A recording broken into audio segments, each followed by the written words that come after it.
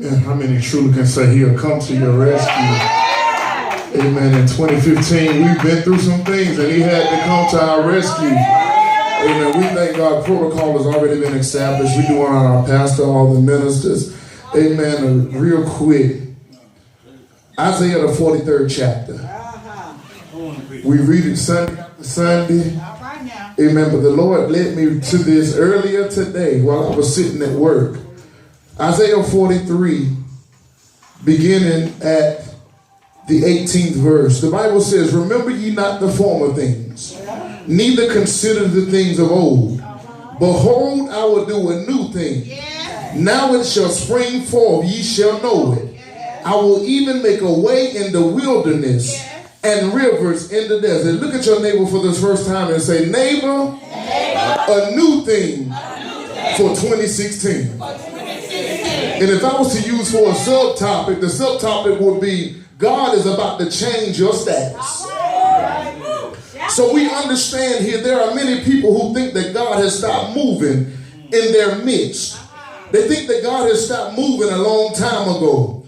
But that's not true. It's because they don't have their attention on what God is doing today. God said, I will do a new thing. The fundamental principles of divine activity are changeless. But the outward shape of that activity alters with changing needs of God's people. We are meant to reflect on the past with gratitude and stimulated faith, but not to allow it to stereotype our expectations from God. The Bible says God is doing a new thing. To be able to see what God is doing, we need to follow the instructions of these verses. Verse 18, don't live in the past. At times we can't see new things because that God is doing is because we're living in the good old days, blinded by the past. It's okay to remember the good things, but don't camp there when it's time to move on. What has God done today? There are people who can tell you what went on in their lives and in their churches 50 years ago, but they can't tell you what God is doing today. Friends, we serve a right now God. The text says, remember ye not. If you're holding on to past hurts and pains, let it go. If someone can't treat you right and love you back and see your worth, let it go. If someone has angered you, let it go. If you're holding on to some thoughts of evil and revenge, let it go. If you're involved in a wrong addiction, let it go. If you have a bad attitude, let it go. If you keep judging others to make yourself feel better, let it go. If you're struck in past and God is trying to take you to a new level in Him, let it go.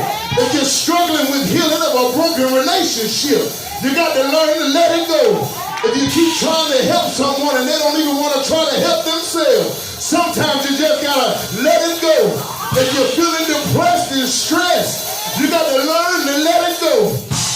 Yes, sir. If there's a particular situation that you're used to handling yourself, and God is saying, take your hands off. You need to learn to let it go. Let the past be the past. Forget the former things. For God is doing a new thing for 2016. Let it go, because the battle is the Lord's. It said, behold, I'll do a new thing. He has done a new thing even this morning, because He woke you up early this morning. He's giving you new breath. He's giving us one day to praise and worship Him. He's giving us new mercies. But that great is our faithfulness. Yes, sir. He's giving us new life to our churches with the fresh pouring of the Holy Ghost. Revival is coming into the church.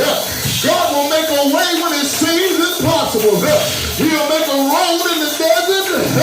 And all the devils we have seen will be made of sand. And lots of sand. Another miracle water is getting ready to be made in your desert. He's getting ready to saturate the dry places that's in your life. Somebody say yes. He'll even give you a road, a river or a stream. He's promised to do a new thing. Happy New Year. H, he who dwelleth in the secret place of the Most High. The letter A, all things work together for the good. P, put on the whole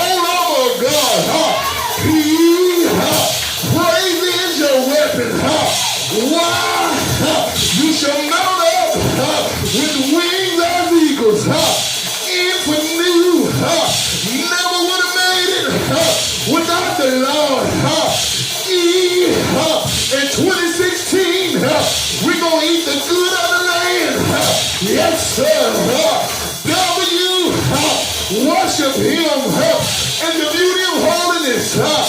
Why? You cried your last tear on yesterday. Everything that happened to me that was good, God did it. Hey, you are Alpha and Omega, the beginning and the end. The letter R, I'm reaping the harvest God promised me. I'm taking back what the devil stole from me. Good evening, Bethlehem. May the Lord God bless you real good. Even in your wilderness, he'll make a way where it seems impossible. Remember, he said in his word, I will do a new thing. Let him do a new thing in your heart, in your home, in your church, and in your community. Let him allow you to refine the fire that's on the inside of you that will show forth his praises. Tell others it's okay because he's doing a new thing. Yes, sir. Friends, he's done great things here in Bethlehem before.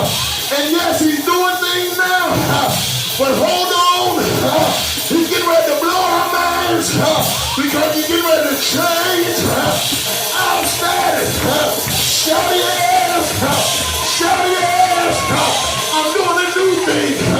Remember not the former. Need to consider the things of old. He said heaven and earth is going to pass away. But my word shall stand. Shout yes. Shout yes. Yes. A new thing for 2016. It might look like we've been doing the same old, but we got to just stay right there until God says move. When God says move, expect the great. God is getting ready to do some things. He's getting ready to change our services because the glory's going to come in 2016. Be not weary in your well-doing, for in due season you shall reap if you faint not.